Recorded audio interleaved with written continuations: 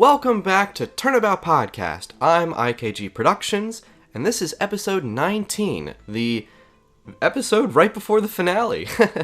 With that said, I have another brand new special guest. Please introduce yourself. Hello everybody, I'm Countdown Bleck. I do videos very occasionally, and sometimes they're about Ace Attorney. And I think this will go up at the same day as a video I've done on Ace Attorney gimmicks. So yeah, a link in the description for that. And thank you for having me. Absolutely, it's a pleasure to have you. I've been watching your videos for a couple of years now, and I've always really liked how you wrote your scripts and how you tackled games, and your Ace Attorney videos included. I'm also a big fan of your, and I should also have this linked, your Mario Party video. Oh, thank you. That was just so comprehensive, and it was just fantastic. A lot of people know you for your really excellent charisma, which I think shines through. So, too kind. Yes, no. So yes, it's great to have you on. With that said, the topic for today, regarding the Ace Attorney series, is going to be the themes or lessons from each of the games. We have decided that we're just going to sort of analyze them and perhaps give our own opinion on what we think about them. Very open-ended. I think it's kind of a topic that isn't really discussed much in the Ace Attorney fandom, I think, and it's quite pivotal to, I think, which games work better as just kind of a whole experience rather than just the collection of individual cases. So it should be interesting to see. I have to agree. I think it's very often in the Ace Attorney fandom, and I've done this a lot in Turnabout Podcast and Ace Attorney Analyzation, where I'm very focused on analyzing, okay, what is this character doing here? What do I think about this plot point? But it's nice to just take a step back and look at the grand picture of what is being written here and what kind of themes and lessons, of course, are on display. And I think you're right that we're going to ultimately find that the quality of that is what will separate the games from each other. So, yeah. With that said, would you like to begin?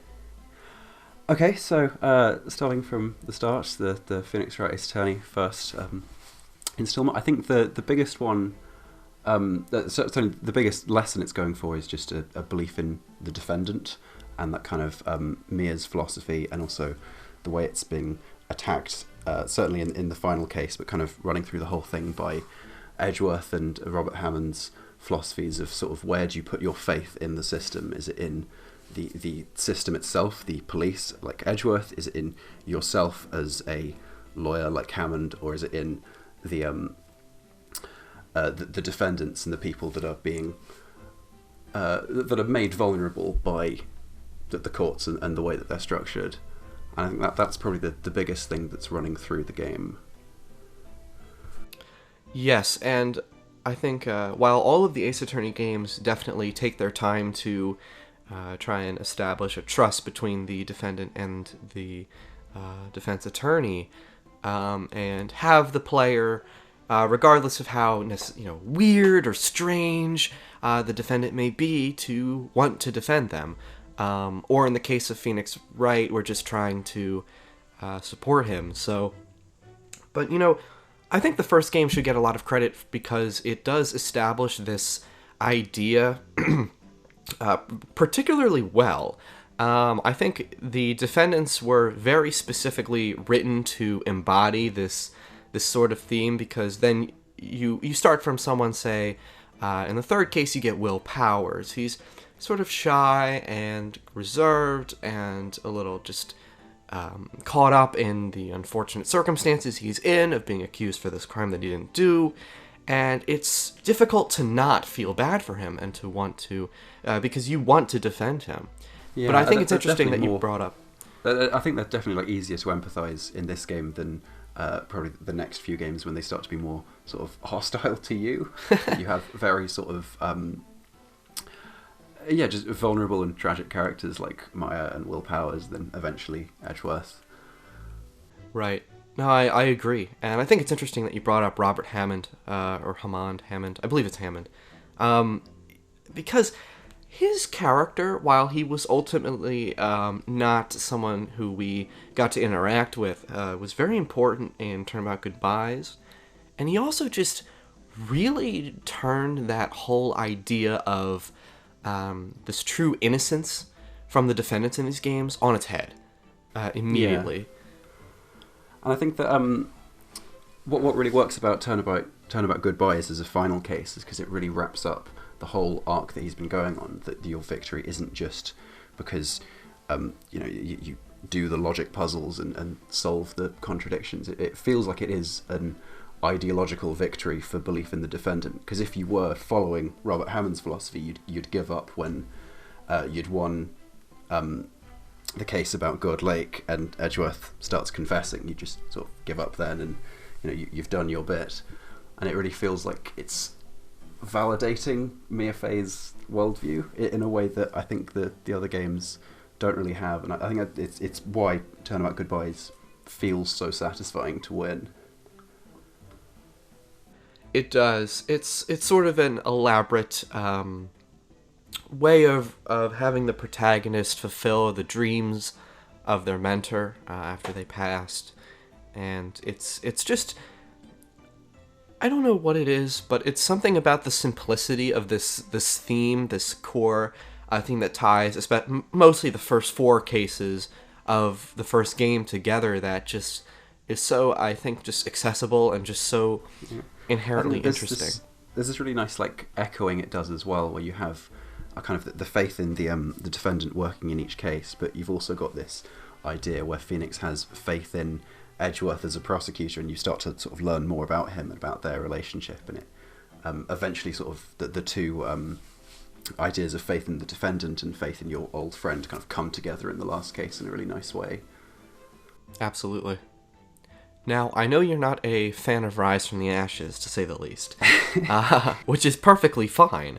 But how would you say, being that case is essentially an addendum made after the first game was completed, how do you think that continues or maybe doesn't continue this sort of idea that the first game has really elaborated on?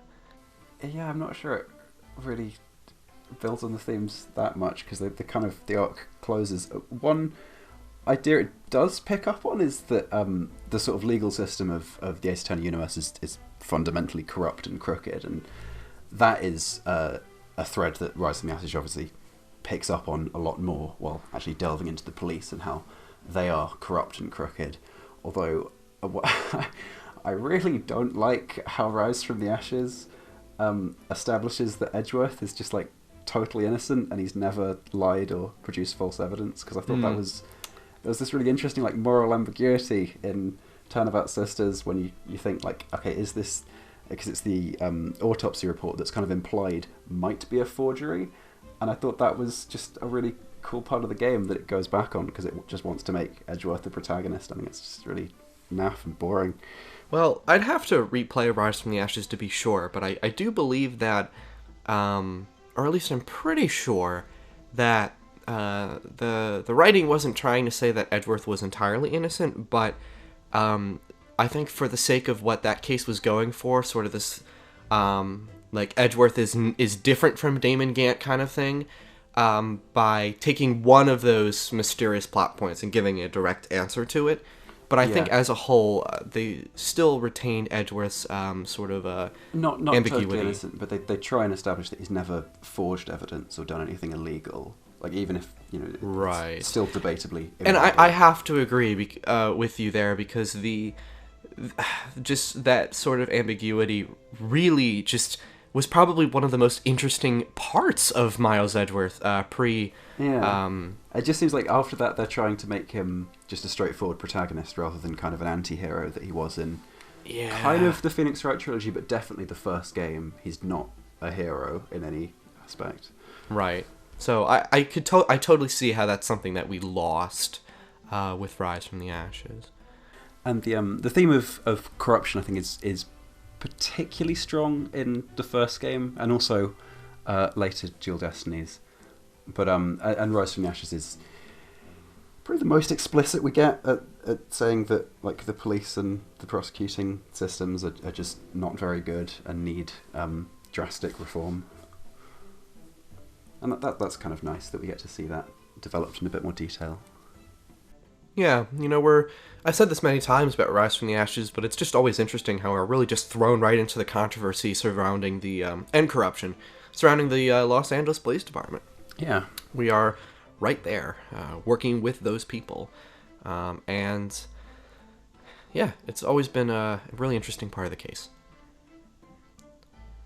Okay, I think, so moving on to Justice for All. Yes. What would you say is the biggest thread running through the second game? Justice for All is where things get very grayed. I think the game as a whole, from a writing standpoint, is just, it's doing so many things at once. It's hard to say if this is the most prevalent, but one that I really, that I wrote down here that I wanted to talk about was this sort of theme of challenge and how this could break down Phoenix as a defense attorney. Now, this isn't to say that there weren't difficulties for Phoenix in the first game, but what I noticed in Justice for All is that there's a lot of not necessarily unfair circumstances, but things that Phoenix Wright could not have worked around any other way than the hard way, so to speak. So, in the first case, he gets knocked in the head with a fire extinguisher and temporarily loses his memories. That was not something that was necessarily his fault. I mean, I guess you could say he left the door open, but but he that was a challenge that he was forced into and had to escape, obviously with the help of Maggie Bird and the tutorialization. But it's also a kind of internal struggle, because the game opens with his nightmare that he thinks that he's not good enough to be a lawyer. And exactly, he has a lot of doubts, as shown through that nightmare. So there's definitely an internal struggle throughout. And that goes on to case 2, where Franziska von Karma has the whip, and she's just, because everyone's too scared of her, she's allowed to strike you with it in court. It's something that Phoenix can't stop. He just has to overcome. Yeah, I'm not sure how important that is to the writing. I don't know how much thought they really put into Not that. necessarily. I mean, it is just a character gimmick after all. Yeah. I would really disagree with you, though. I think Justice for All is one of the clearest in terms of what its themes. I think that the two strongest ones, I'd say, are revenge, which kind of goes through, particularly cases 2, 3, and 4, characters being motivated by revenge, and also Franziska, of course, like coming to America to take vengeance on Phoenix, and kind of like the flip side of revenge is moving past trauma, and sort of like how characters react to trauma, either by taking their vengeance out on other people or kind of growing and healing, as Adrian Andrews does in the last case. And I think that's particularly strong because you've got character that comes to a head in the finale, when you have several characters finally kind of move past it, and it feels like kind of bookending that theme of vengeance that's running through most of the game. And the other one, I think it's kind of in most of the game, is this concept of like identity, because you've got Phoenix with having amnesia in the first case, and in the second one you've got Meanie pretending to be her sister, and that whole sort of swapping identity. And then in the third case, you've got this idea that all the witnesses and the defendant and the villain aren't really what they seem, because they're constantly putting on a front of being performers, and they constantly have these dual identities that are coming out at different points. And yeah, okay.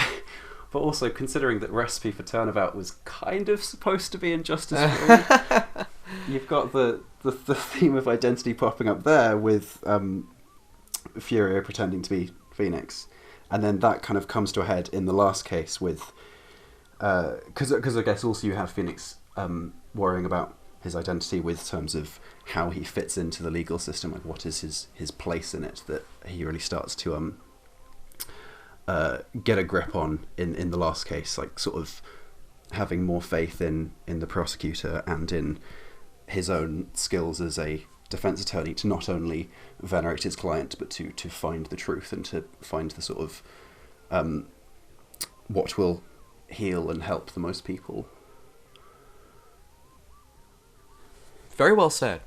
I think, no, really, these are definitely points that I wish I thought of for 3A number 2, because it really does, these things, themes when done well really do tie everything together and elevate its quality and just elevates the enjoyment that I have from these games. And particularly the final cases, I think that they really affect just how satisfying the final cases feel to complete, as if you're just finishing off another standard case, or if it's really drawing to a close a lot of threads that were sort of opened throughout the game. It just that's why I like the endings of the first 3 games. I think are just so strong, is because they're so good at bringing everything together. Indeed, and I feel that I agree with you. There's plenty of evidence to point towards the revenge and identity plot points, and as you said, even Recipe for Turnabout kind of supports this, originally being a JFA case. I have to agree. Although I still think, interestingly, there's a lot to Justice for All that's even still just doesn't fit into those 2 themes, such as the sort of the struggle of having to counter Shelley to kill her. I always thought that there was something there that I just couldn't quite analyze. Everyone is trying to take down Shelley to kill her. He's the common enemy among the prosecution, the police department as a whole, the defense attorney. You could even argue Maya Fey, because she's trying to escape. Yeah. I don't know what's there, if there is anything at all, of course, but yeah. Yeah. It's interesting, though, because when you analyze Justice for All's themes there, everything does really come into clear focus, but...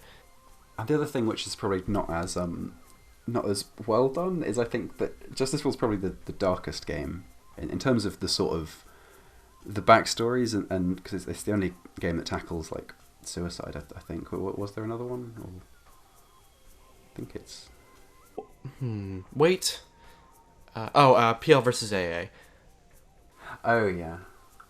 Okay. Well the only main series game that tackles suicide in any detail. Yes. And you've got most of the cases have some sort of reminiscence and dark backstory. I think that it tries to be a little bit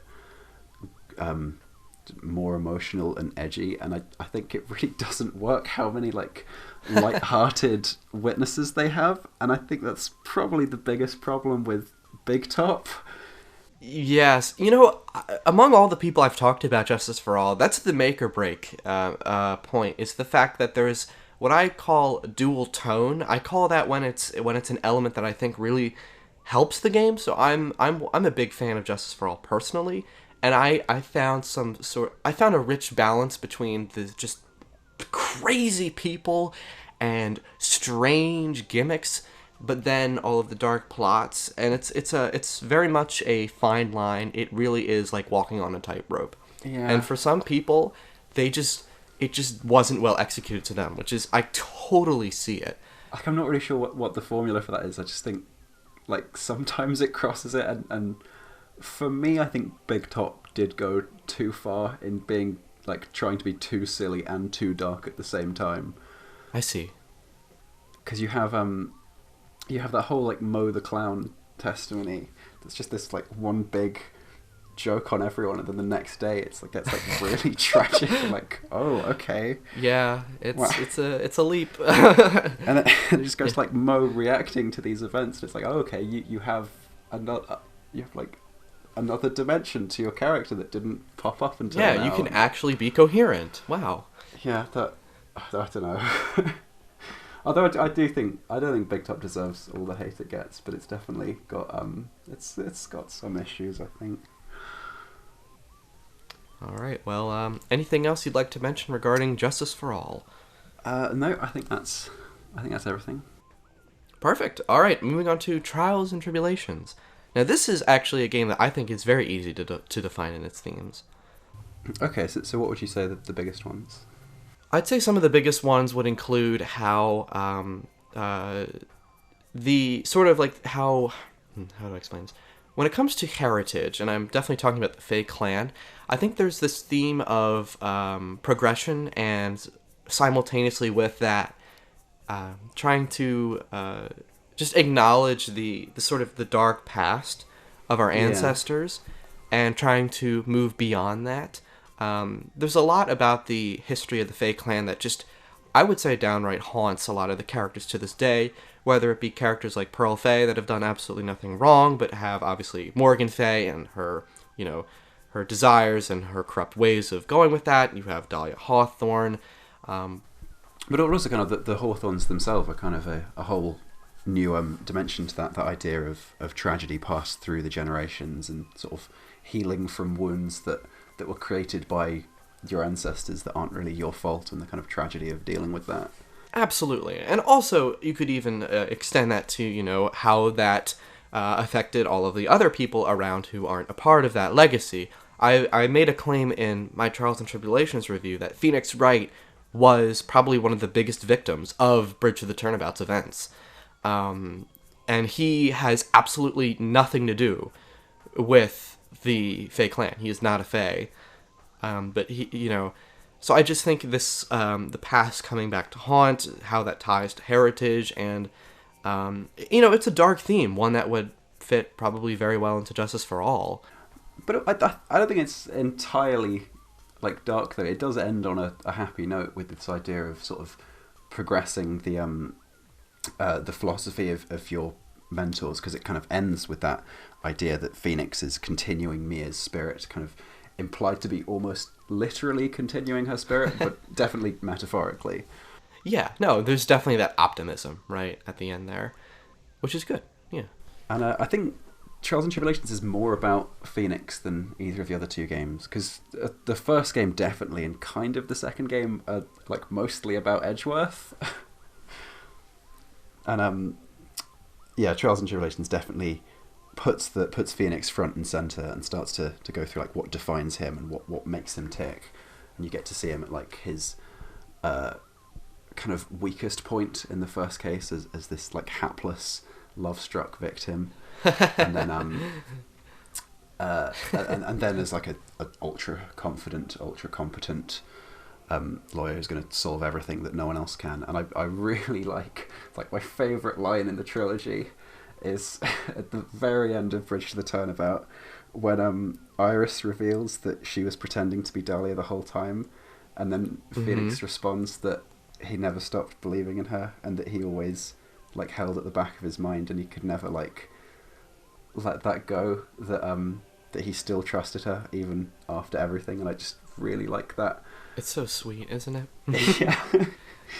That bringing together the kind of earliest and latest you've seen Phoenix together, and just sort of reminding you that yes, it goes full circle in terms of, we talk about where that plot happened during the game as opposed to chronologically. It is a story that literally goes full circle in that moment where we see Phoenix and his love interest. And I think that moment, it's a fantastic line. I think that moment highlights Phoenix's maturity. Not only has he grown a lot throughout Trials and Tribulations and displayed how much he's become better at his job, and but he's emotionally and I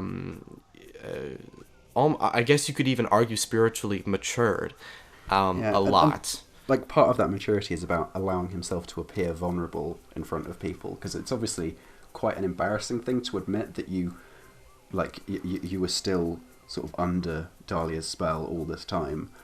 And I think that he would admit that at that point kind of shows that the final development of his character in a really nice way.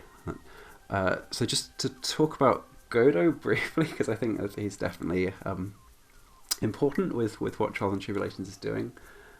I think because with Edgeworth and Franziska, you learn more about them each case, and that you slowly get to grips with what their backstory is. But with Godo, you don't really until case 4.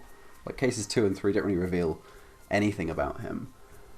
And I'd only noticed this the other day, but So the two things you know about Godo before case 4 is that he wears a mask and he drinks coffee, and then cases 2 and 3 are about a masked man and then coffee. And I really like the sort of symbols of masks that kind of goes through the whole game, and the way that I have that written down too. I'm glad you mentioned that. Go on, by all means. So masks are running through mask to mask, obviously sort of hiding your identity for different things, in the way that Godo hides his identity literally and metaphorically, because he's sort of running from his past and running from his mistakes. And also kind of drugs go through that, or like coffee, that image of sort of running from your problems using drugs or coffee, because that's definitely what Godo's implied to sort of use to deal with his grief. Is just, yes, it's definitely a coping mechanism. And I suppose it's not so much a writing theme, but like a visual theme that's kind of constantly repeated. That's quite nice, because isn't it Phoenix is wearing a mask in case 1 as well, isn't he? I can't quite remember. Yep, he has the cover on his mouth due to his sickness. That's right. And I think while perhaps it wasn't intentional, one could probably argue that when he sneezes it comes off, and that's that vulnerability right there, because he's he's sneezing, he's interrupting himself. Yeah, right there. I guess you said it's another theme. It's like vulnerability and sort of hiding yourself away to cope with vulnerability. And it almost feels like that was sort of attempted in Justice for All with some of its minor characters as well, but Trials and Tribulations definitely makes that a core theme. It uses it in much more interesting ways, because of course they had to do the literal mask with our thief in case 2, Mask to Mask, but then it becomes a lot more complicated when you think about Phoenix no longer having that being sick, and of course he doesn't have a physical mask on, and then because we're in that same game, we kind of see that vulnerability show, which of course ties to the maturity. Yeah, no, definitely. Like another thing that's kind of like in a lot of stories, but very infrequently in Ace Attorney, is like romance. And Trials and Tribulations has a lot more romantic relationships than any other game, because you've got Mia and Diego, or Phoenix and Iris, even like Ron and what's her name, Desi? Desiree. Yep. Desiree. It does go into different relationships a lot more. I'm not really sure what to say about it, other than just pointing out that it's definitely there, and that there's very few like couples in the series. Yeah, that's a good point. Perhaps. Well, actually, I'm not really sure what writing purpose that serves for TNT. It definitely isn't a coincidence or anything. I'm not really sure what that I think it's ultimately definitely means. Like parallels drawn in Bridge to the Turnabout between Godo and Mia, and Godo like losing Mia, and then between Phoenix and Iris, and Phoenix like losing Dahlia.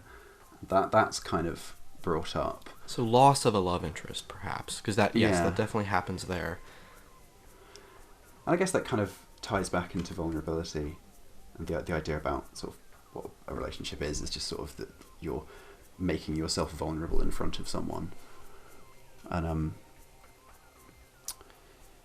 so Trials and Tribulations has got a lot going on. I think there's a lot of different, and then Bridge to the Turnabout kind of brings up all the themes of the previous 2 games as well, to try and conclude everything. It's just this absolutely mammoth task of completing like Phoenix's character arc, Edgeworth's character arc, Larry's character arc, Francisca's character arc, Gumshoe's character arc, even Maya and Pearl and Morgan and Godo and Mia, and it's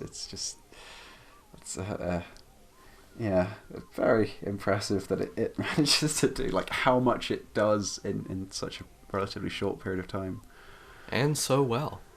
Yeah, yeah, I think that's probably my favorite case, Bridge. Oh, it's a That fantastic choice. Okay, so away from the Phoenix Wright trilogy to Apollo Justice. Unless there's anything more you wanted to say about Trials before we move on. Nope, I'm all good regarding TNT. Okay, Apollo Justice. I think a big thing it seemed like it was trying to do before Dual Destinies and Spirit of Justice kind of threw this out of the window is draw a distinction between like science versus mysticism, where the Phoenix Wright trilogy rely a lot on ideas of spirituality and spirits and spirit channeling, and the Magitama is obviously kind of magic, and then the kind of cold hard science of Apollo Justice, of like Apollo's bracelet, there's nothing supernatural going on there, he's just particularly intuitive, and then like Emma's forensics, and it does seem like that they're trying to draw that distinction between what it looked like they were trying to set up of a kind of Apollo Justice trilogy, that Right. obviously never was, but it does seem like that's a big difference between Apollo Justice and the Phoenix Wright trilogy. Absolutely. I'm glad you mentioned how, well, Emma Skye is just a lot more prevalent here, obviously, because she is our main detective for the game. And with that, we have a lot of scientific contraptions that we get to use in our little gameplay sections. And you know what? I think that ultimately, it probably her narrative purpose probably shines the most with the fact that thanks to her abilities, you uncover those 3 paintings that Drew Misham had drew of Apollo's 3 cases at that time. And other than being a cool nod to the intro to case 1 of Apollo, it doesn't have any, big dramatic purpose. It's just kind of a detail.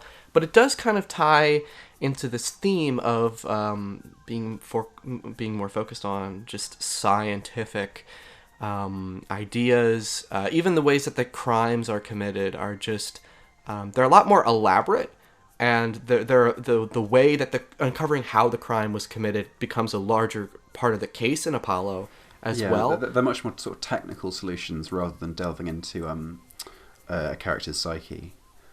Right, and I find that it ultimately did take up a majority of the mystery of the case, was just solving, how it could be done. This was definitely attempted before with, say, Turnabout Big Top. That's another case where, like, how the crime was done was a particularly important detail. But, there were also many cases before where it was simply a knife wound, and here's the knife next to the victim. Yeah. Now we're going to focus on the, like you said, the psyche, why.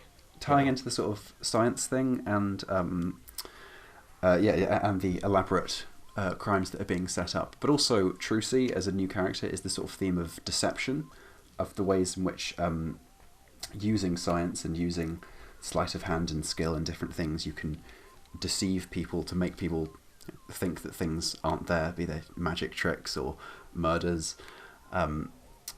And I think this is probably the strongest theme Apollo Justice does, because it really sets apart a difference between Wright and Apollo, that Wright is kind of more willing to believe things because he's, his assistant is a spirit channeler, and he kind of realizes that the supernatural is real, at least in those games, and Apollo is far more cynical. And then you see that Wright's willingness to believe is what gets him disbarred. He's far too willing to trust anyone and to trust any piece of evidence, and that's really the sort of key difference between the two protagonists that I think is really well implemented and shown.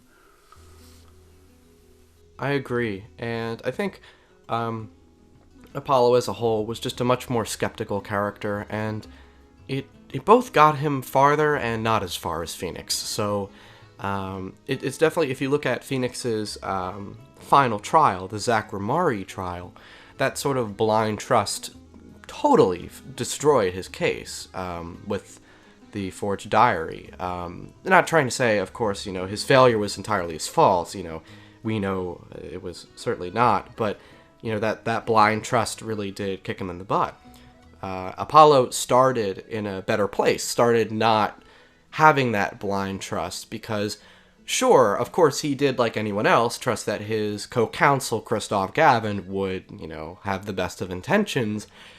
He ultimately still, while stunned, once the, there was a lot of, sort of mist surrounding Christoph, and Phoenix was starting to pile more things on him, Apollo didn't hesitate to go after the truth. So I think Apollo is just... and you can kind of identify those as the kind of origin points of those two characteristics. For Phoenix, it's Turnabout sisters and realizing that his dead mentor isn't really dead because she can come back through her spirit, and then that's sort of opening up his belief in different things. And with Apollo, it's Turnabout Trump, I think the first one's called. Yes. Turnabout Trump, and realizing that the person who he trusted the most is actually a criminal, and that sort of opens up this new wave of cynicism and this inability to trust quite as freely as Phoenix does. And I think that what Apollo Justice, the other thing it does, which is really interesting and cool, and it's just a shame that this wasn't expanded upon in the sequels, is it just points out a flaw in the Phoenix Wright trilogy that, like, you only get through some cases because everything kind of turns out all right for you, and that you eventually find the right evidence, and that it turns out that all the evidence that you use is real. But it doesn't have to, and it would be quite an easy system to manipulate, and that a lawyer acting like Phoenix would be quite easy to manipulate, because of the way that the law is set up, and because you need to sort of establish absolute guilt of another person, or else your defendant is your client is deemed guilty. And that there's kind of this element that was much more subtle in the trilogy, that the system isn't fit for purpose, that really comes into the forefront in Apollo Justice, that we need to reform the way the legal system works. And then you see that in the last case with the sort of juror system of, that this isn't just a battle against bad individuals, it's a battle against a structure that doesn't work properly. Right, and Apollo Justice Ace Attorney wouldn't have benefited as well from making the corrupt and flaws, that nature of the courtroom in the court system in the series, making that so prevalent when it was very subtle in the trilogy. It just wouldn't have been as good of an idea, I suppose, if they didn't provide a solution. But they did. It's like you mentioned, the juror system. It did provide a solution, and ultimately I didn't feel, not that this matters to the theme, of course, but I didn't feel it was too contrived that with how Christoph was caught. It seemed like they did manage, Shutakumi did manage to write a scenario that would show off the juror system well, being that, yes, here's how we can convict someone who's clearly guilty without concrete evidence, without making it ultimately too contrived. Which is important because, say they made, I honestly think they should have, because it's where it was going, but say they made an entire Ace Attorney game with the juror system, it would probably be pretty difficult to write. I think that's the biggest problem with the juror system, that it works very well on a writing point of view, on a sort of world-building point of view, but it just doesn't really work on a gameplay point of view, because the most satisfying parts of the Ace Attorney games is when you're completely backed into a corner and then turn it around at the very last second. And if you have jurors that are going to be convinced by sort of, a witness being clearly evil, then you kind of cut out the best part of the game, which is why I think Turnabout Succession was a little bit anticlimactic at the very last moment. I often hear that about just the very end of the case, and I'm always so personally swept and up by the story that I wasn't really disappointed there, but I completely understand. I suppose one thing that they could do if they wanted to bring back this theme, or let's even just talk about the hypothetical Apollo Justice 2 we never got, then perhaps we would then see in the later cases we would have a different judge and different jurors, and the jurors maybe the killer is in the pockets of them, and then maybe it ultimately shifts back towards needing that evidence while still having the benefits of the system. So I trust that there would be ways to have it work from a gameplay standpoint. But also they could have had the juris system being the sort of end goal that you're trying to accomplish, but it wouldn't necessarily need to be the system of Apollo Justice 2. It could just be that, that this is a kind of legal reform that you're trying to bring about, but in the meantime you have to work with the system as it currently exists, and then you sort of win cases in the old way of doing it, and then at the end of Apollo Justice 2 or whatever, then the juris system is implemented after like a long struggle with sort of different procedures. The other thing I wrote down for Apollo Justice, which I think is bigger in this game than it is in any other, is the idea of family. I have that as well. Right, so with certainly with Trucy's family and Troop Grammar, I'm not really sure how to pronounce that. I think it's I've always said Grammari, but I'm probably wrong. Yeah, it's a really weirdly spelt word. Grammari. Grammari sounds right. With that, and with obviously Christoph and Clavier, and with Apollo and Lamira, as sort of implied to be his birth mother. And that's so, yeah, it's kind of family, and then just finding a place to belong, and sort of when you need to sort of give up on the people that are close to you because they're clearly in the wrong, like Clavier eventually does, and then I'm not sure I'll go with this, but the theme of family is definitely strong in a lot of the cases. Oh yeah, because you got the crime family as well in the second case. And even in case 3 with the Gaviniers, the band itself was considered a family because, we know that Clavier and Darian were very close. Yeah. So there's that as well. So I guess if you sort of go from family to sort of when to stick with and when to sort of distance yourself from people that are close to you, that certainly Clavier has to deal with at different points, and Apollo in case 1. Like finally turning his back on Christoph. Yeah, Apollo Justice through family and themes of family definitely demonstrated a lot of, in its writing, had a lot of characters that were very connected on a more deeper level, I suppose. I think it shows because the game has a smaller cast than your typical than the games of the Phoenix Wright trilogy that came before it. It probably is about the same size as the first game. I think that might be true. But yeah, and I think the game just has characters that are just overall more connected to the situation at hand, which I'm not saying is necessarily better or worse, of course, but it definitely helps tie into this theme of this struggle to escape those who you can't be around, this group of people who you find out are like murderers and such, that you have to escape. But it's also difficult because the world of Apollo Justice is small, Yeah, and also like Apollo is sort of slowly realizing to trust Phoenix, because that doesn't come as quickly because he's quite a shady character when you first meet him. And right. Yeah, I'm not sure what your thoughts are on Hobo Phoenix. I personally enjoy what they did with Phoenix Wright in Apollo Justice. I thought it was a logical way to keep his character doing something interesting, while not completely ditching all of the things that we liked him for. I would say he was also pretty integral to the overarching themes of the game.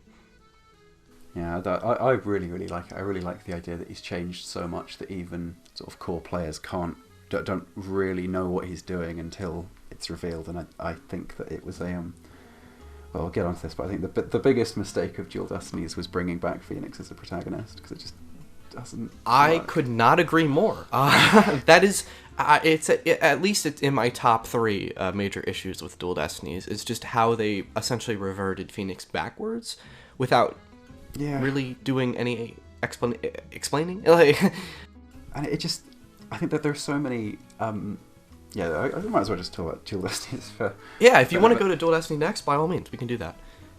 But I think there are so many subsidiary problems of Dual Destinies which are caused by Phoenix coming back as a protagonist.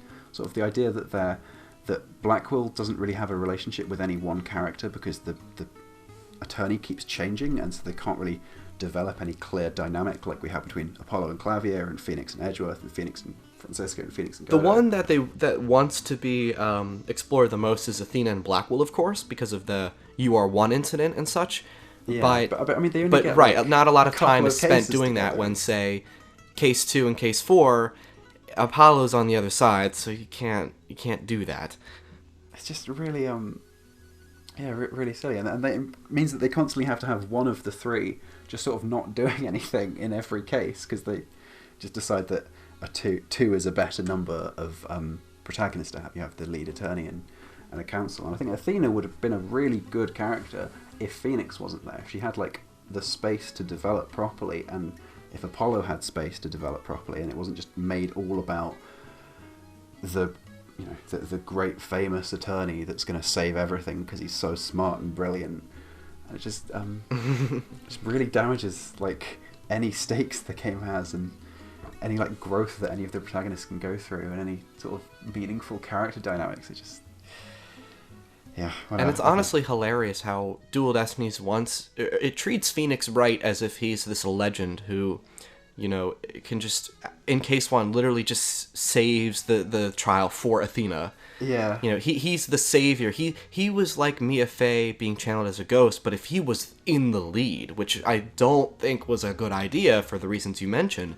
But at the same time, when Phoenix is in this role, in Dual Destinies, he's flipping out over things that he's had no problem with in the past. It's completely contradictory. And because in Turnabout Succession, we see a sort of hyper-competent Phoenix that feels like the Phoenix that would exist after Bridge to the Turnabout. And right. Like, that sort of character wouldn't make a good protagonist because they're just too competent. And I think if I was writing Dual Destinies, I would have Phoenix be the victim of Case 1.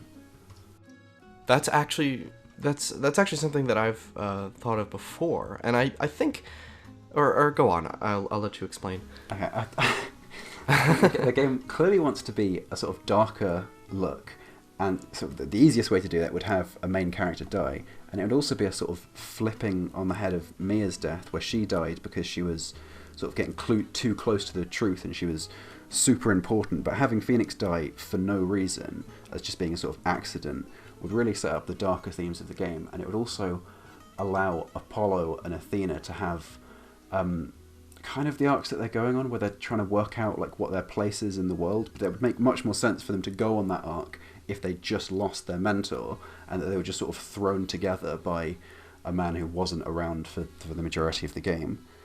And and it would just allow Athena and Apollo and Blackwell to be much stronger characters on their own and together. Indeed. I imagine it was done for marketing reasons that Phoenix was brought back.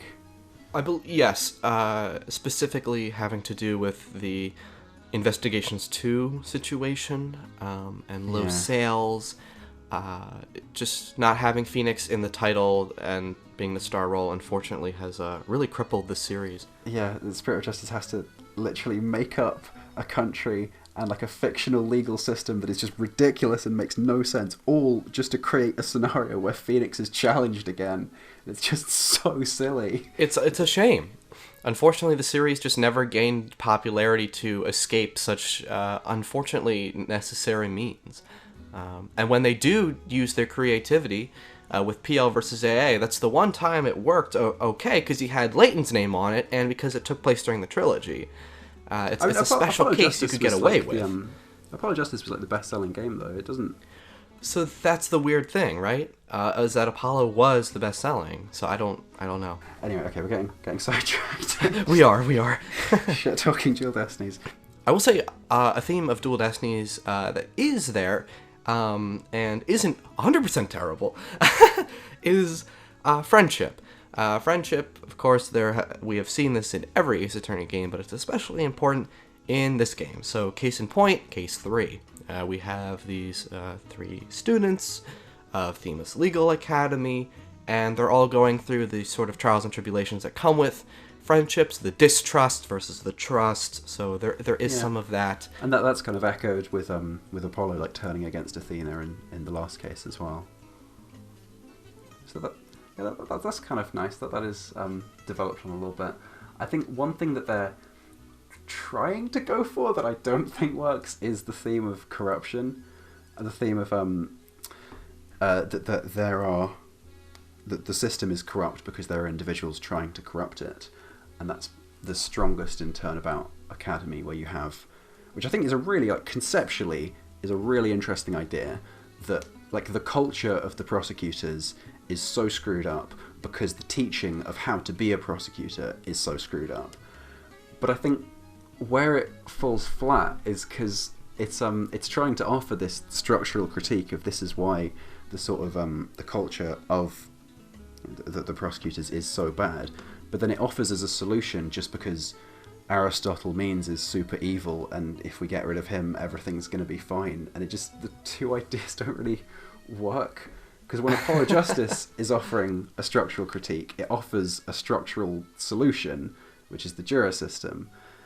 And Dual Destinies is trying to do a structural critique, but then offering like an individual solution of getting rid of this one bad guy who's done all the bad things. And there's this massive like disconnect between what it's saying and then what it's saying the solution is. Exactly. It's very odd how Dual Destinies also takes that further with Case 4. There's personal stakes with Apollo's friend Clay Terran being killed off. Not that we knew him before, but all the he's dead, and Apollo's sad, to put it simply. And that upsets him, and then he kind of goes through a phase. And what I think the game is trying to say is that loss will change your viewpoint on things, which is true, but I don't think it ultimately led to anything beneficial for the game at all. It also didn't really change him. He sort of goes through a bit of an edgy phase with his eye patch, then he takes it off, and then he's like the same character. Yeah, he's okay in the end, back to where he was before. No, that this, apart from maybe Athena, but there's no character that's really starts off different to how they end. Like Phoenix is exactly the same, Apollo is exactly the same, and even Blackwell, which I think is just one of the most insulting things the game did, is introduce this character who they're saying like, oh, it's the dark age of the law, it's so dark because we've got a criminal as a prosecutor, and then the big reveal is just that, oh no, it's fine, he's not really a criminal. And also like, oh yeah, it wasn't actually him. Yeah, it's fine, it doesn't really matter, it's not really. And like his whole identity is being like, oh, I'm so edgy, I've got chains and I'm going to throw them at you. And then it's like, it just comes to nothing because he was never a criminal, and like the prosecutor's office didn't even think he was a criminal. They knew he was innocent, and it's just so like, what was the point of even making that part of his character? I don't know, and it's a shame because moment to moment, I actually really enjoy Simon Blackwell.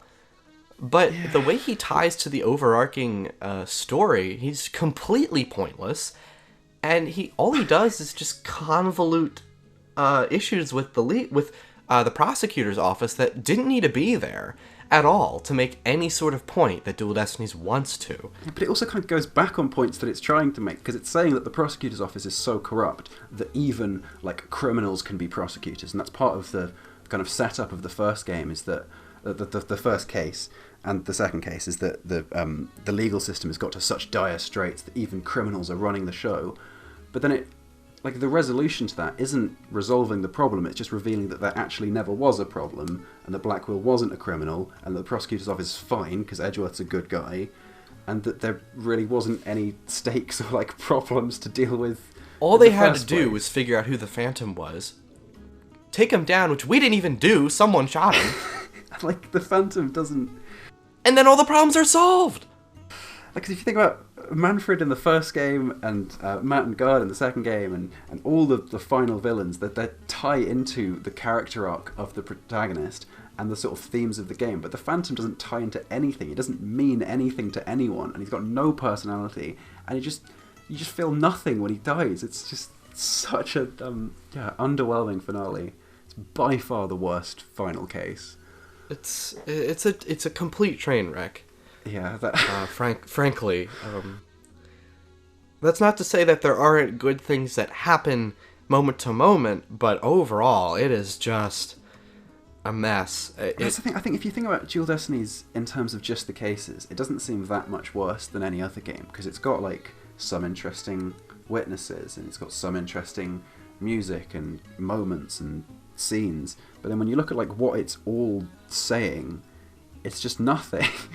You know, all the big sort of world-building setups turn out to not actually be what we're told they are, and so everything's just fine, and no one really changes, and there was no like big struggle, and it just reveals that the whole thing was a giant waste of time, and it's just so disappointing to see the series do that after.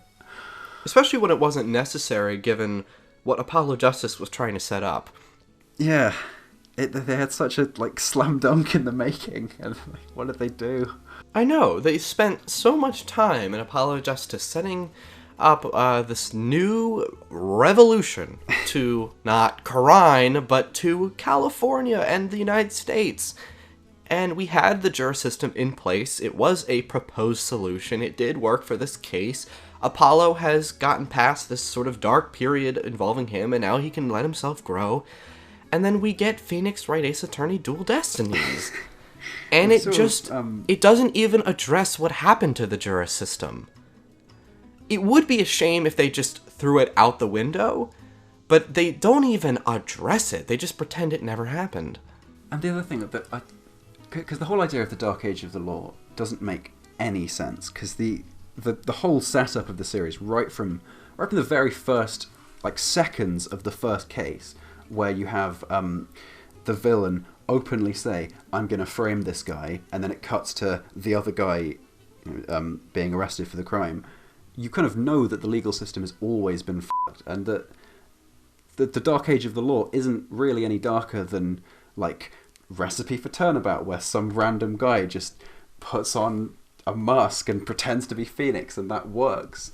Or, like, a fucking... sorry, I shouldn't swear so much. Farewell My Turnabout, where you have an actual assassin as a witness, and then yes, like Dual Destinies isn't really any darker than any of them. The Dark Age of the Law is just something. In fact, it's just as bad outside of the courtroom prior. If you take a look at Investigations 1 and 2, we've got a lot of issues regarding global politics and how that's completely stifling justice and freedom. Yeah, but all without the label of the Dark Age. You know, this is just, things have always been bad. I like how you bring up the first cutscene in the first case. I'm going to pin the blame on him. It tells you everything you need to know about the legal system in this universe. I will literally walk out my door, see my neighbor, and say, I will pin this on him, and nobody will stop me. And then going like from the first game, like the second case kind of builds on that even more, because you've got someone who has got the legal system in their pocket just because they're rich and powerful. That's right. And the first game tries so hard to establish that the legal system is fundamentally corrupt and broken. And then Dual Destinies just sort of pretends that never happened, or that now it's super dark because we've got a criminal as a prosecutor, but it's not really, so it's fine. And and that seems to be the one theme that they keep bringing up is the Dark Age of the Law, and it doesn't make any sense. It doesn't work. It's not... I don't know what Dual Destinies is doing. It's air. Yeah. The whole Dark Age of the Law is just air. It means nothing, and it's just always there. And so going briefly back to sort of the themes of Apollo Justice and how they were continued, I think it does, to its credit, it does try and develop the whole science thing. Because you've got sort of the instead of forensic science, you've got sort of psychoanalysis, and that it does kind of turn science into like this magic trick that you've just got the special device that tells you what people are feeling, but it is at least like aesthetically the same. Yeah, I mean, it's essentially a middle ground between the spiritual magic and the hard science. And to its credit, I think it works fine. Like, I don't have many... I have some issues mechanically with the mood matrix and Athena's ability, but overall, it was, I would say, a fine addition. And I think having a new protagonist who, like, psychology and psychoanalysis is their thing, does work for the franchise. I think that is an interesting direction. I don't think it's executed perfectly. I think the Mood Matrix has got a lot of problems with it. Mm-hmm. But it's yeah, I like the idea. It's a nice thought. And it's certainly more trying to be sciencey than Spirit of Justice was, which just completely drops the idea that this is a new direction. So, on that point, actually, because we are sort of running out of time, I think we might just have to give some bullet points for the investigations games and PL versus AA, but I think we would definitely like to spend time on Spirit of Justice. Oh, okay. Right, I'm not as familiar with the investigations games, I should say. Okay. Have you played them? I've played through the first one and a bit of the second. Okay.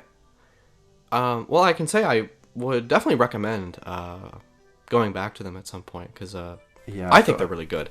I got an emulator that got corrupted, and then I just sort of gave up. Oh, that's a shame.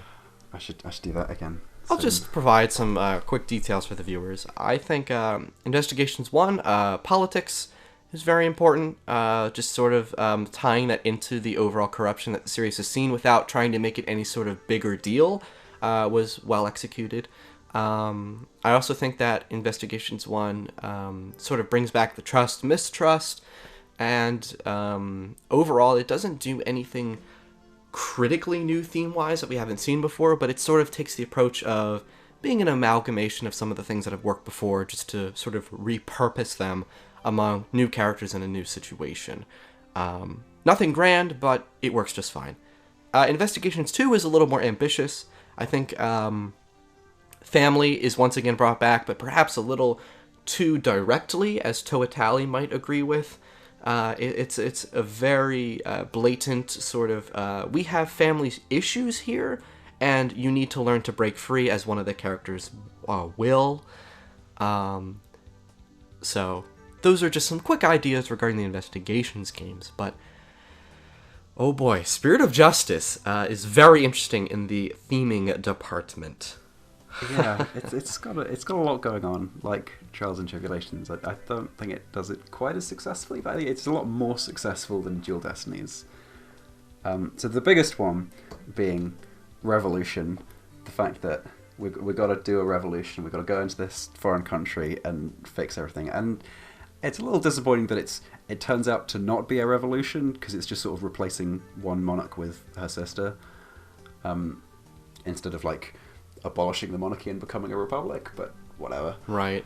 That's what I assumed it was going towards, but did not. Yeah, end up it's doing really that. what it seemed like they were building towards, was a sort of democratic system where Dirk would try and well, obviously not Dirk, but like one of the other Defiant Dragons would sort of try and form a democracy, but then they just kind of chicken out and say that now we're just going to make you the new queen, and Yeah. And then I think life and death is a big idea they've got running through this. The sort of what you leave behind when you die, and that there are characters that are constantly like about to die, or like there's a fear of dying, because you've got the Defence Culpability Act, and oh boy, I could say a lot about that. And also that the Defiant Dragons are kind of constantly in fear of the authorities finding them and killing them all. Yes, with this life and death theme, we've seen a lot of characters in Spirit of Justice will act out or act on that sort of theme, and that's where we really get to see these characters shine. So, for example, the Defiant Dragons, such as say Dirk, or what was his name? I know you're talking about, but I can't remember his name. Yeah. Dots That's Airball. right. Yeah, or Airball. The pun names are just... I know, they're so... Like, I'm trying not to say the pun, but it's impossible because Spirit of Justice puns are terrible. But I digress. You see those characters, and we don't really get to see much... and this isn't necessarily a bad thing, but we don't know much about them beyond what their purpose is in the Defiant Dragons, because they have a mission, because they have to be underground, because they fear of death. It's how we get to know these characters. Even a minor character such as the victim of the case around Quran Village in California. It started with a B. But the professor in his study who died. All that we really know is how he was connected to the legacy and Quran Village as a whole. And that's sort of seeing like a character's through a specific lens is something that Spirit of Justice really wants you to do, which makes it interesting how cases like Turnabout Time Traveler and the Magical Turnabout, and even Turnabout Storyteller kind of, really just don't do that, which is fine, although it just means that Spirit of Justice isn't quite as coherent as it could have been and quite as smooth. Yeah, so yeah, that's definitely true. I think one more interesting thing that I only really noticed on kind of recent playthrough, which I think it does do quite well, is this idea that this kind of the spirituality aspect has been corrupted by the authorities that try and use it to abuse their power. And the idea that spirituality is kind of like a science. It's not just something you believe in. It's something that's obviously physically there, but it's constantly manipulated by, say, the princess sort of abusing her power to interpret the divination seances to convict whoever she wants to, and often slightly bending the truth. And the way that spirit channeling is sort of kept from the people and used as a way of preserving their authority, and the fact that the lead prosecutor for the game is a monk is kind of another way that spirituality has been tangled up with corruption and the way that the royalty uses to abuse its power and to sort of consolidate its influence over the country. I think it's quite an interesting idea that certainly has a lot of historical precedent of tyrants using religion and spirituality to sort of brainwash a populace into believing that only they should rule. Absolutely. And that's something that you can find as early as Case 1. Yeah. Sure. Like, monks and authorities are constantly positioned as being villainous, and I think that just works quite well as building up the idea that, you know, we don't just need to fix small parts about the system as it stands, about like the DC Act or whatever. The system needs a full overhaul, which is why it's so weird that the system doesn't get a full overhaul. Right. It's odd then that the solution was so was actually just targeting one aspect. It was not a full fix, which almost makes the characters look stupid in the end, actually. Yeah. For thinking it was otherwise, even though everything was pointing towards thinking that we needed an entire overhaul to the government. Because when I played through like the Case so 5 strange. the first time, where I thought they would be going with it is that you lose the case because the system is so corrupt, but then you eventually win by like joining the Defiant Dragons and fully overthrowing the monarchy and the entire system, and then just sort of the whole country becoming something else. But then it just doesn't, because it feels like if they're trying to imply that it's this totalitarian regime that sort of murders and assassinates dissidents, why wouldn't they just kill Apollo, like, while he's trying to prove their ruler guilty? Well, they stuck an AK next to his head, but they sure didn't pull. But like they could so easily just. I know, it's one of the most frustrating parts of the game to me. And that's probably because the series still like wants to believe in the system as it stands, and that's something that they never break, even in Spirit of Justice, when it's shown so clearly that you cannot trust the legal system of this game, but they still try and frame it like you should trust it, and it's a little bit of dissonance there, I think. Right, definitely some dissonance. And also, an interesting point, tying to how the whole system needed a fix, you have the massive presence of a mob mentality among all of the citizens. Again, as early as Case 1, Phoenix Wright is being shouted at by the gallery constantly. Death, death, death, kill him. That's a severe issue. What if the judge plays into that and then he calls a verdict? It's unfair, but there's nothing that can be done. Yeah. I think Spirit of Justice, tying with that and with its themes, again, it's sort of like walking on this tightrope of like Justice for All, but the issue is not tonality. It's the stakes. Sometimes I think it really works, and I really do feel the weight of the situation. But other times it just goes to just a little over that ridiculous line, and it's just Yeah. Spirit of Justice is really playing with some high stakes, and it both succeeds and fails from that in certain ways. I think one thing it does do better than the kind of the idea of a political revolution is there being a cultural revolution where you do start to see people changing the way they think about attorneys and the way that this has been framed by I can't remember the name of the main, is it Garen? Yeah, Queen Garen. Queen Garen, and the way that she's like made everybody think about attorneys and the way that you do start to change that through your actions. And I think that is done quite well as a sort of... You do, although I think what would have made that more successful is if we got to interact with more townspeople. Yeah, or even just like the sort of mob, the crowd actually have names, and you start to hear specific voices repeatedly. Oh yeah, that could have worked really well. And I think Spirit of Justice is sort of we're finally seeing that a game like Apollo Justice 2 is never going to happen, because they don't want to do sort of subtle legalistic fixes. They're going to do big events like revolutions and assassinations of spies, and that's fine. I mean, they could do that well. I think that's not like, I'm not particularly heartbroken that we're not going to get that specific game, because there's still like good things they can do, but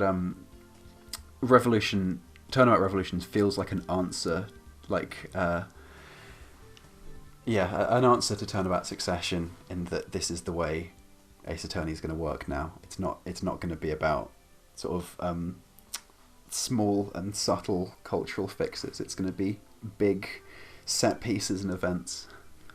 It's a very different way of treating reform and quote unquote revolution. Yes, especially upon comparing the finale of Investigations 1 to the finale of Spirit of Justice. There's a similar goal, completely different, executed completely differently. And that's okay. I agree with you. Like, we don't necessarily need to see that Apollo Justice 2 where we're doing the small fixes, because we can have it be well written in the style. But there are just there's just some things to be wary about. That's all. And I think it's also a little bit weird that you sort of just go into this other country and start changing their legal system. I was never quite comfortable with that idea that, isn't it kind of up to them to how to run their country? And I'd always felt a little bit, disrespectful. Well, Phoenix and company never actually addressed that themselves, so that does make it sort of uncomfortable. They never addressed that this really isn't their place to speak that. Actually, Gasp in Pain does say that in case 1. Who are you to walk in here and tell us what to do? This is our country. You should go back to America. But it was kind of played like a joke, because he also should go back to America. Exactly, because he can't speak, right? Because he's being hypocritical. So, but that's the closest we ever get to that. I guess like Dirk is kind of the driving force, and he's obviously from Korea, but it just feels a little, like white savory. That although obviously they're both supposed to be. I see what you mean, though. Yeah. And I'd rather think it just makes it feels more comfortable working for like legalistic changes within the system you live in, rather than what Spirit of Justice is doing, where you go somewhere else and start telling them what to do. PL versus AA handled that much better, because it is the case where the 4 main characters are in a place that they are not familiar with, and they are kind of doing that thing where they're trying to change the system inside when it's really not their business to, and is kind of disrespectful. Except there's more people willing to do it, and obviously because, there's brainwashing and other things going on, it's not so much... It's less about... Your motivation is more trying to understand it at first, and then when it becomes clear that the people of this world actually aren't in control of Labyrinthia. It it's definitely done better, the idea of changing someone else's world. So should we talk about the crossover now? Sure, yeah, we can definitely, we should close out with crossover then. Well, one of the big themes to me is definitely loss, and again, how that affects people, but unlike Dual Destinies, we see some real changes to these characters that last. Everyone remembers the A Taste of Despair chapter, where Phoenix Wright was very much heartbroken by the assumed death of Maya Fey, and we got to see a new, more angry side of Phoenix Wright. We saw a more depressed side of Luke. Espella wasn't really all that different, oddly enough. Could have done more there. But we see our characters go through a big change.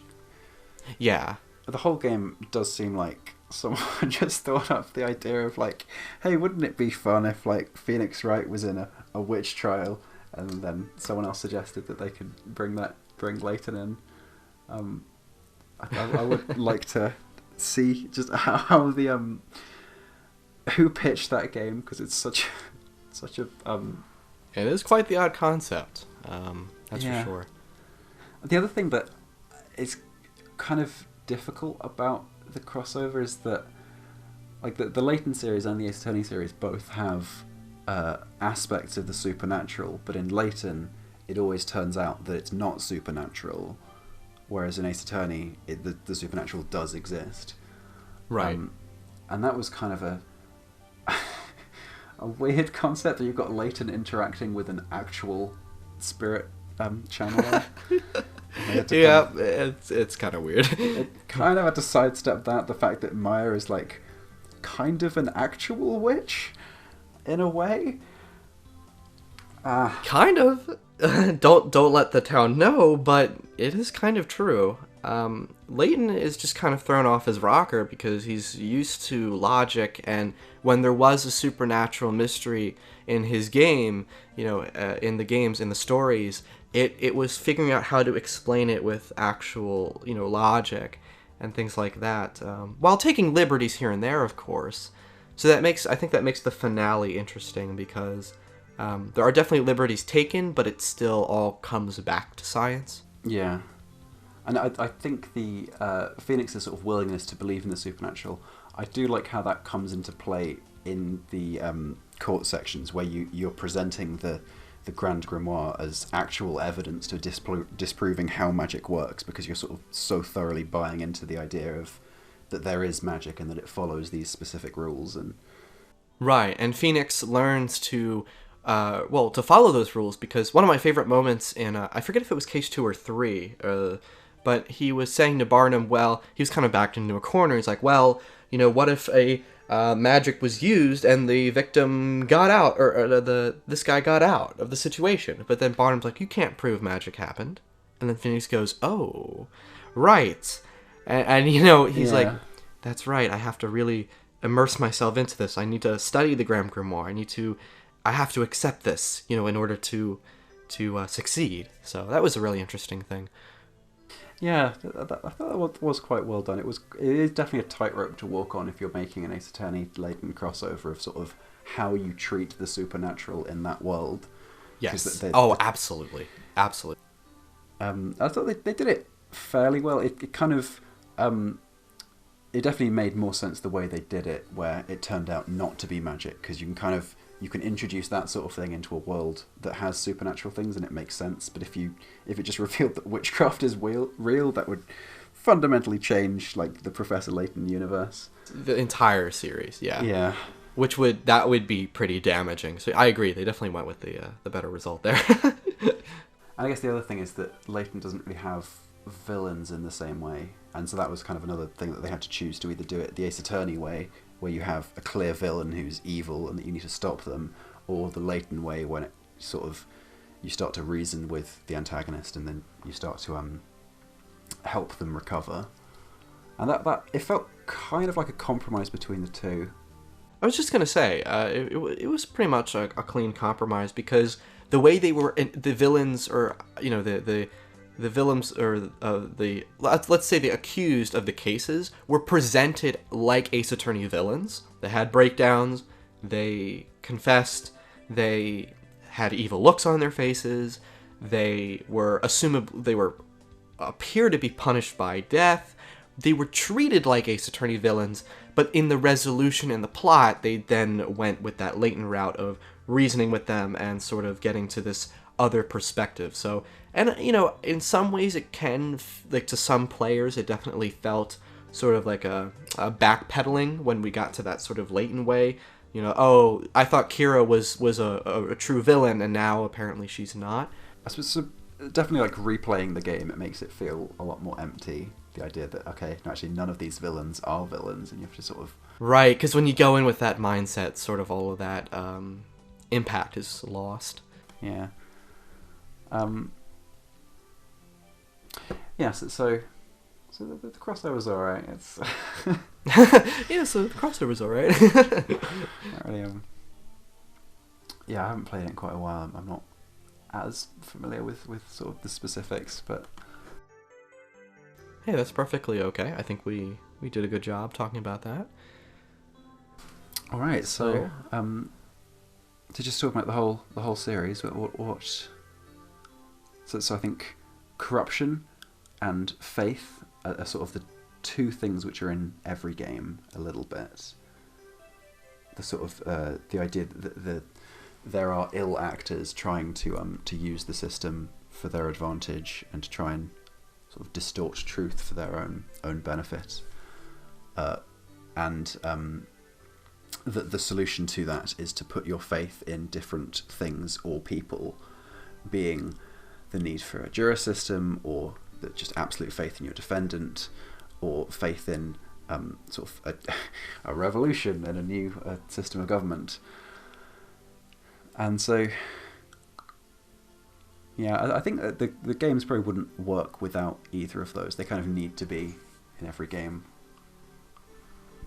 They're fundamental aspects of the structures of the games, and yes, I think they definitely need to be prevalent in order for the games to succeed in building upon however they want to do that in their own individual ways. Yeah. Okay. Cool. Yeah. All right. Well, that about wraps things up for this discussion on the story and themes and lessons that are prevalent throughout the Ace Attorney series. Well, let me ask you, where can they find you? Well, you can find me on my YouTube channel. So if you could put a link in the description to that would be very absolutely helpful. I'm trying to upload more frequently now, but so hopefully there'll be some new juicy stuff, or on twitter.com/countdownbleck. And thank you very much for having me on your podcast. Oh, absolutely. I thank you for coming on, Countdown Bleck. It's great to have you. And yeah, see you all soon. Take care, folks.